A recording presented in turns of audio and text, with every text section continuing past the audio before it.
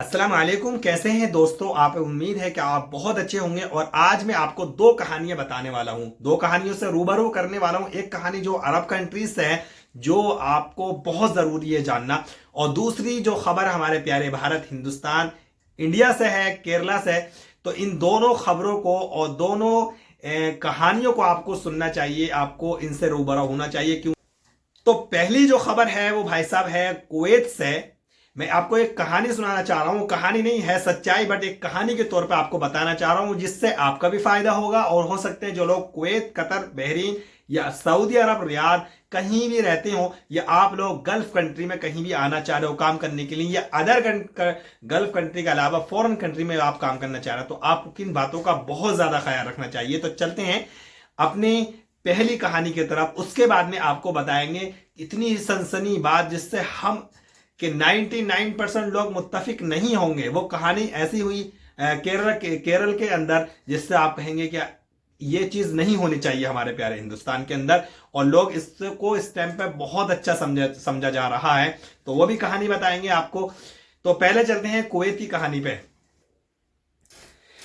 तो दोस्तों, मेरा नाम है मुजफ्फर और मैं रहता हूँ सऊदी अरब रियाद सिटी के अंदर। और मैं आप तक अपडेट, आप तक व्लॉग, आप तक गल्फ की और सऊदी अरब खास तौर से वहां कल्चर के बारे में आपको बताता हूं। तो आज मैं पहली बार कुवैत के बारे में एक ऐसा कहानी सुनाने वाला हूं जिसको सुनने के बाद में आप ये कहेंगे कि मुजफ्फर भाई आपने बहुत ज्यादा अच्छी बात और कहानी हमें सुनाई। कहानी ये है कि एक बंदा है जो इंडिया में रहता है, उसके सपने होते हैं कि मैं गल्फ कंट्री में जाकर के पैसा कमाऊंगा और अच्छे अच्छे पैसा कमाऊंगा, अपने सपनों को पूरा करूंगा, अपना घर बनाऊंगा, शादी करूंगा। वो सपने लेकर के वो चलता है, अपना बैग और बिस्तरा बंद करने के बाद में पहुंच जाता है कुवैत।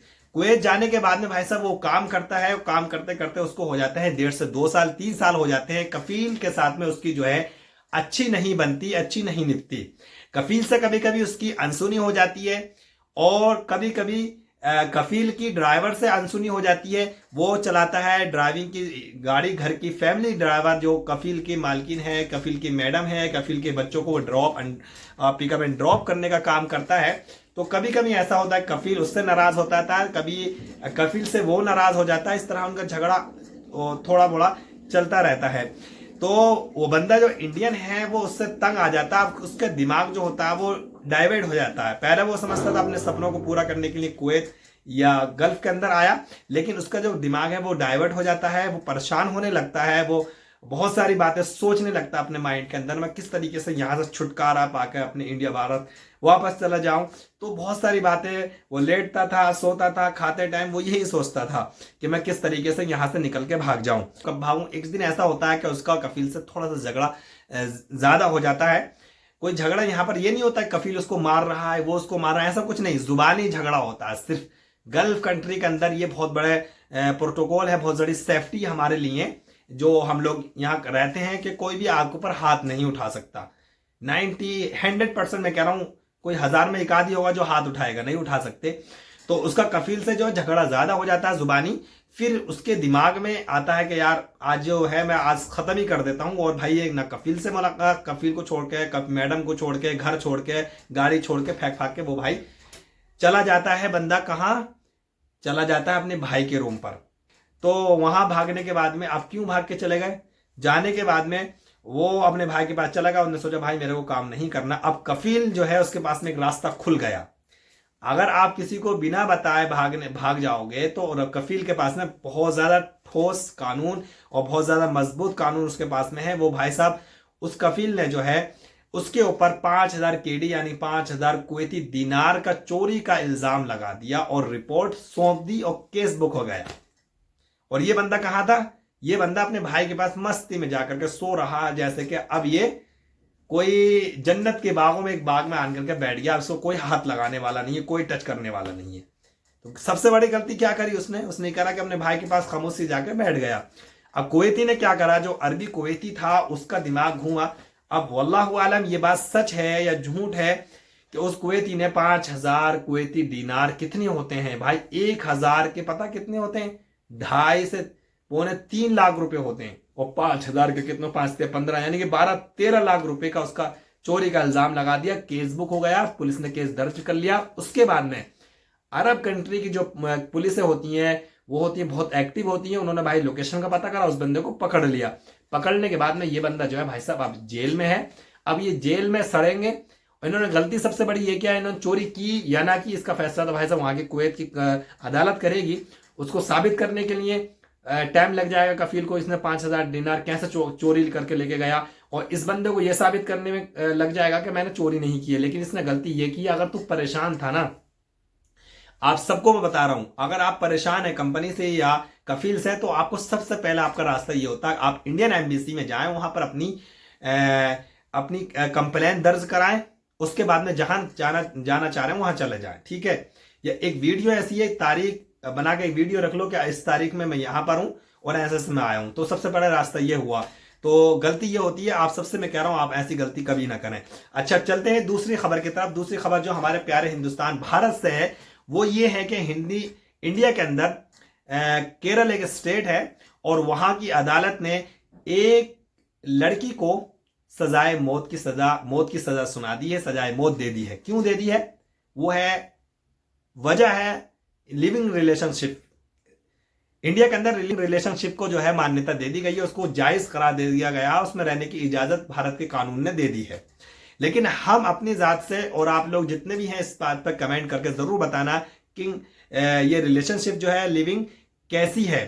कहानी कुछ ऐसी होती है, एक लड़का और लड़की किसी ऐसी जगह पे मिलते हैं, उनकी दोस्ती होती है। दोस्ती आगे आगे बढ़ते बढ़ते वो लोग फैसला कर लेते हैं कि हम दोनों एक साथ रहेंगे, लिविंग रिलेशनशिप में रहेंगे। दोनों की यार खूबसूरती से जिंदगी गुजरती है, बड़े प्यार के वादे करते हैं, शादी के वादे करते हैं, वो साथ साथ रहते उसके बाद में उस लड़की को किस तरीके से पता नहीं क्या उसके दिमाग में आया, उसने उस लड़के को जहर देने के बाद में उसको मौत के घाट उतार दिया। उसके बाद में अदालत को पता चला, अदालत ने उस लड़की को पकड़ा। पकड़ने के बाद में अदालत में सुनवाई हुई, जो लड़की की तरफ से वकील थे उन्होंने भी सुनवाई करी, और अदालत ने खुद फिर ये करार, सब चीज सुनने के बाद में उस लड़की ने जो लड़के को जो है किसी भी तरह से कोई ऐसी दवाई दे करके खाने के जरिए जो वो बंदा आहिस्ता आहिस्ता मरता गया, यानी 15 दिन 20 दिन लग गए वो एडमिट होने के बाद में उसको मौत हो गई। उसके बाद में केस चला, लेकिन केरल की जो अदालत है, जो कोर्ट है, उसने ऐसे फैसला सुनाया जिस फैसले को मैं तो अपने सर पे रखता हूं कि अदालत होनी चाहिए तो ऐसी होनी चाहिए। वो चाहे केरल की हो, वो हिंदुस्तान या भारत के किसी भी कोने, किसी भी स्टेट की ऐसी अदालत अगर फैसले लेंगी तो हमारे हिंदुस्तान में लड़कियां सेफ रहेंगी, लड़के सेफ रहेंगे और क्राइम जो है कम हो जाएंगे। केरल की अदालत का तो अदालत ने जो वहां केरल की अदालत ने, ये पहली ऐसी अदालत है जिसने ये फैसला दिया है, ये कहा है कि ये रिलेशनशिप जो खतरनाक चीज है, ये ऐसी है जैसे कि इस्तेमाल करो और फेंक दो। मैं अपना एक नजरिया रखता हूं कि भाई रिलेशनशिप जो है, लिविंग रिलेशनशिप जो है सबसे खतरनाक चीज है। लिविंग रिलेशनशिप एक ऐसी चीज है, जब तक लड़का या लड़की का मन नहीं भर जाता, जब तक तो वो बहुत सारे एक दूसरे को प्यार करते रहेंगे, बहुत सारी मोहब्बतें, बहुत सारे वादे निभाते रहेंगे। जिस दिन प्यार खत्म हुआ या प्यार या झगड़ा हुआ, उसी दिन उनका जो रिश्ता होता है वो खत्म हो जाता है।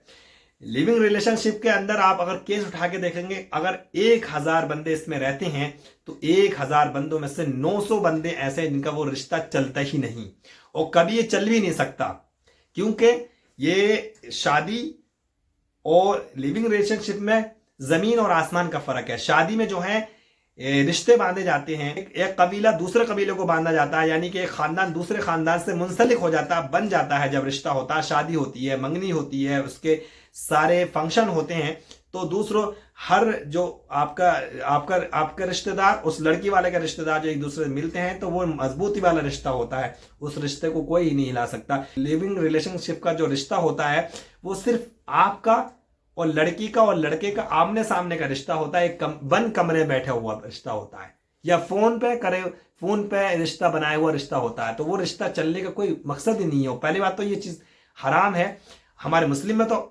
100% हराम है, कभी भी इसको जायज करार नहीं दे सकते। लेकिन मैं वो भी कहना चाह रहा हूं, हमारे प्यारे हिंदुस्तान या भारत के अंदर जितने भी धर्म है, वह चाहे सनातन धर्म हो, चाहे वो जैन धर्म हो, चाहे वो और अदर सिख धर्म हो, किसी भी धर्म हो, कोई भी धर्म इस चीज को एक्सेप्ट नहीं कर सकता कि ये जो रिश्ता है लिविंग रिलेशनशिप, ये जायज रिश्ता है। ये नाजायज रिश्ते हैं, इन रिश्तों से बचना चाहिए। चाहे आप किसी भी धर्म के हो, उस धर्म से शादी करो, अपने धर्म के लड़के से या लड़की से अच्छे तरीके से शादी करो, उनके साथ में रहो। तो आप ऐसे रिश्तों में ना बने जिससे कोई बुनियाद ना हो। जब बुनियाद ही नहीं होगी तो इमारत कहां से टिक जाएगी?